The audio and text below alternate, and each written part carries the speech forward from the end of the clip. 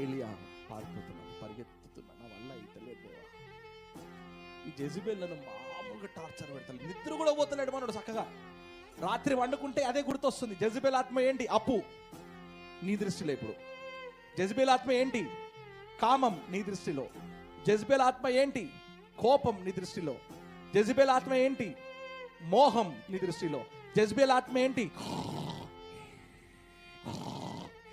ఇప్పుడు ఏంటిది? గట్టిగా నిద్రపోత ఆత్మ. జెజబెల్ ఏంటి నీ దృష్టిలో? సోంబేరితనం.